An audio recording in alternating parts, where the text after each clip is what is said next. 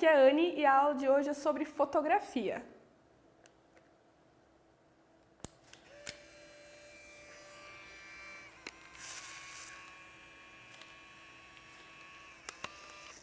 Olha, isso aqui é um papel fotográfico que ele vai revelar a foto em 3 minutos, enquanto isso eu vou falar um pouco sobre a história da fotografia.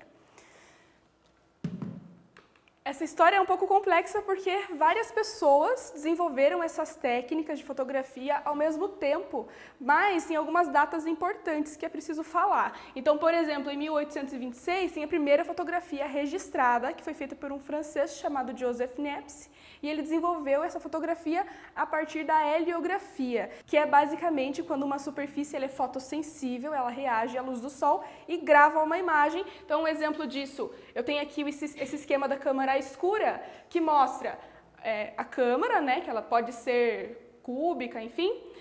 Tem um orifício aqui desse lado por onde entra a luz e do outro lado uma superfície que é fotossensível e que reage a essa luz.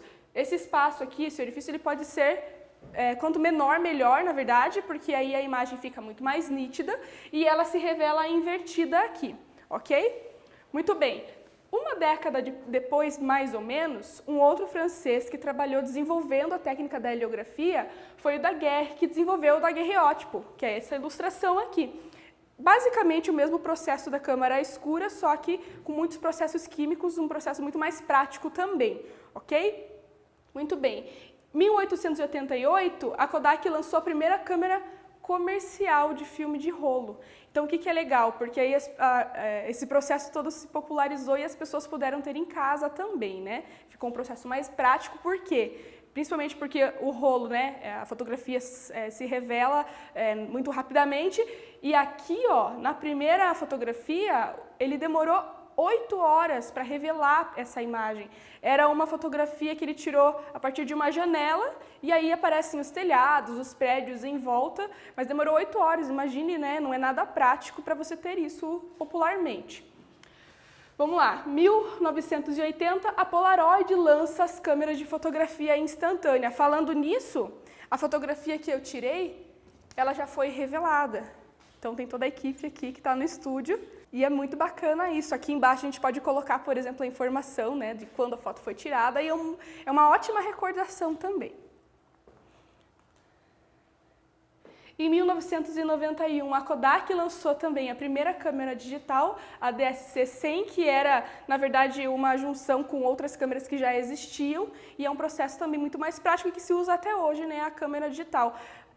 Vocês que estão assistindo provavelmente nunca viram uma câmera de rolo ou, sei lá, pode ser que tenham visto os negativos, né, lá dos seus avós, e eu acho isso muito divertido também. Ok, só que falando de tudo isso aqui, é importante dizer que por muito tempo a fotografia não foi assim necessariamente uma linguagem artística muito bem aceita. Pensando no contexto histórico e artístico da época, o que acontecia lá na França? Existia um processo de vanguarda, né? Nessa época aqui o impressionismo estava em alta. Claude Monet, depois o pós-impressionismo com Van Gogh, Renoir, enfim. Esses artistas eles estavam tentando romper algumas barreiras que era o academicismo. Academicismo é aquele termo que se fala, que se atribui às técnicas tradicionais de arte. Quando uma fotografia ela é muito realista, quando ela retrata fielmente as formas, o volume, a perspectiva. Esses artistas se viram, né, quando se depararam com a fotografia, que é um processo que basicamente registra a realidade sem nenhuma dificuldade, eles tentaram romper essa ideia de realismo de novo, então tentar voltar os olhos para a arte. O movimento impressionista, ele mostra lá pinceladas muito grosseiras, marcadas, e é um rompimento com a realidade. Se preocupa muito mais com a cor, com a luz, como que as cores reagem com o movimento da luz. E toda a sociedade na época estava entrando em muito movimento, né, com a Revolução Francesa, a Revolução Industrial, enfim. Então, esses artistas na época, eles vão lá bater de frente com essa técnica que é realista. Afinal de contas, era muito atrativo para as pessoas ter uma câmera fotográfica ou registrar um dia a dia, seu retrato, enfim, uma cena do cotidiano a partir da fotografia e deixar as técnicas plásticas de lado, né? Foi um recurso que os artistas fizeram nessa época. Muito bem, acontece que no finalzinho do século XX, a fotografia ela se renova com a ideia de linguagem artística também. Existia um cara chamado Bresson, que era francês, e ele trabalhou com o fotojornalismo. Assim, a fotografia ela sempre foi uma forma de registro documental, certo? Porque é uma forma mais prática. Muito bem, acontece que esse cara, o Bresson, ele se apropriou das técnicas artísticas, dos elementos de composição de uma imagem, de pintura, de desenho, enfim, e ele trouxe isso para a fotografia. Então, além dele ser fotojornalista, ele trabalha com a expressão. Ele passeou por vários lugares do mundo, ele trabalhou com algumas revistas, com algumas agências de publicidade, e o trabalho dele foi, assim, justamente registrar cenas importantes da história do mundo, Guerra Fria, Segunda Guerra Mundial, os movimentos estudantis lá na França, só que de uma forma assim que realmente impacta quem está assistindo, quem está olhando a foto, né? Então, assim, técnicas de enquadramento, os planos, enfim, toda a complexidade que é compor uma imagem e deixá-la interessante. Então, assim, ele trabalha com o fotojornalismo juntamente com as questões artísticas.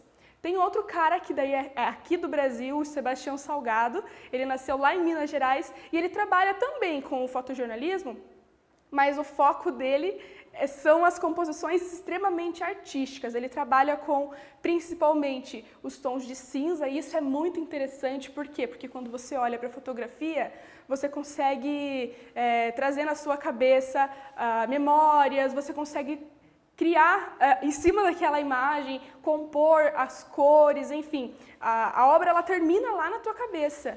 Então é muito interessante o movimento que se faz entre o fotógrafo, o seu objeto artístico, e quem está vendo a obra, né, o público. O Sebastião Salgado também trabalha com registro histórico, com fotojornalismo. Ele trabalhou, por exemplo, com as plantações de café, com a mineração lá na Serra Pelada. Ele trabalha com as paisagens que são quase que completamente sem uma interferência humana. Isso é bem importante, porque aí ele pega, por exemplo, as geleiras, a serra, enfim, os biomas, trabalha com as texturas, porque afinal de contas, se não tem cor, se são as tonalidades de cinza, ele explora as texturas, a iluminação, o enquadramento.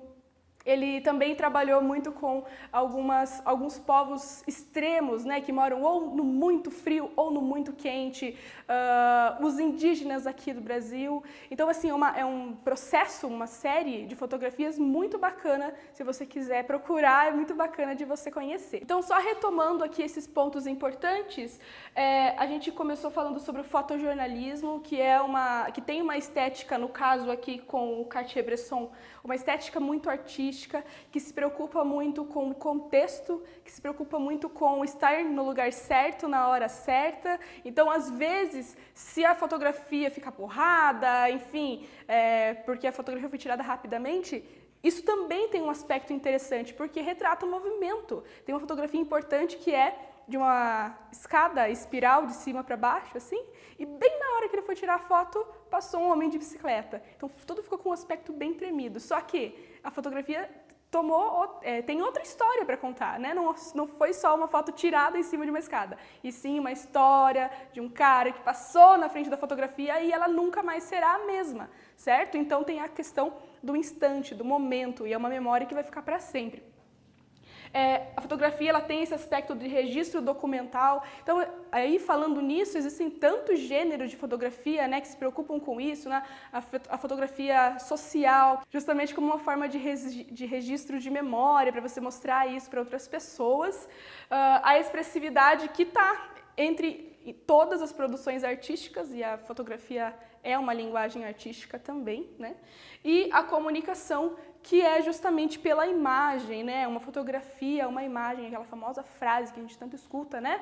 Uma imagem fala mais do que 1000 palavras. Então, a fotografia conta a partir da imagem, assim como qualquer arte visual é uma linguagem universal. Qualquer pessoa que identifique a imagem consegue criar um contexto ou interpretar esse contexto, ok? Retomando na parte técnica, eu falei sobre a heliografia, e é importante a gente ter isso em mente, né, que o daguerreótipo, pensa, é uma técnica tão lá do início, tão importante a gente saber disso, por quê? Porque imagine hoje, você que tem o teu celular com uma câmera de 20, 30 megapixels, uma tecnologia super prática, né, que oferece uma questão técnica muito bacana, mas pensa historicamente todos os processos que esses caras tiveram que passar e todas as experiências e testes, e não foi nada assim num estalar de dedos nem de um dia para o outro.